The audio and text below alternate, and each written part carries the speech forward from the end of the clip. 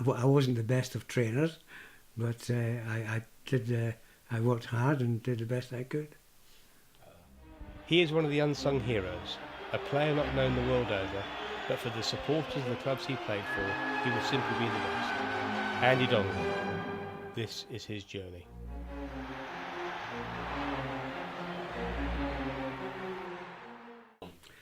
I was born in Lanark, Scotland. It was very good. We thoroughly enjoyed ourselves. Unfortunately, both our parents died within a year of one another, and by the age of 8, 9, we didn't have parents, and we were brought up with aunts and uncles around the town. Not always. I always played out. I was captain of the school team at one time, but then we played against our neighbouring school across the way, who always beat us by about 6-0 or something. And the next time we were going to play them, I asked the teacher who was in charge if I could play in goal. And he said, okay, and I played in goal and we drew 0-0. So that was it. His aspirations were in the outfield, but local pride and a winning determination made him volunteer to go in goal. The rest is his future and what has become his history. Well, the first club was Clyde Professional Club, Clyde. Then from Clyde I went down to London and I was with Millwall. I had a season with them. Millwall I went to Weymouth, where Frank O'Farrell was the manager. I had 4 seasons there. And then from Weymouth I went to Torquay United, where Frank O'Farrell was the manager. So I had another 4 seasons there, and from there I went over to South Africa and played out there for 10 years.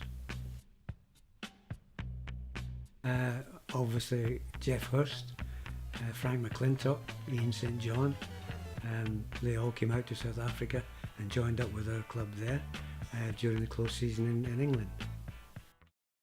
The money wasn't good. Well, I suppose in our day it was, I reckon, been very good, but compared to today's footballers, we were getting £15–20 a week, and some of that was if you're a full-time footballer. It was, there's nothing in it.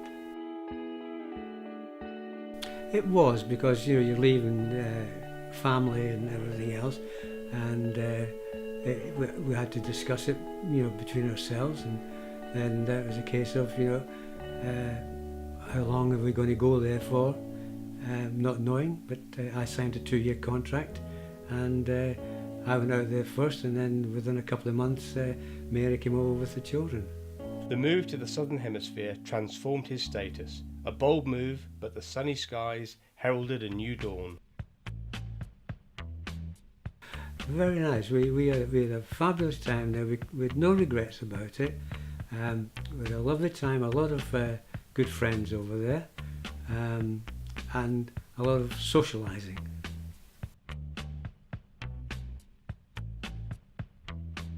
Well, at that time there were tensions because it was the apartheid era, but as long as you stayed within the areas that you respect, then there's no problems. That's why they had townships which we weren't allowed to go into, and they had teams, black teams, coloured teams, Indian teams, and South Africa, the white sides. So, they had their own competitive league, as we did.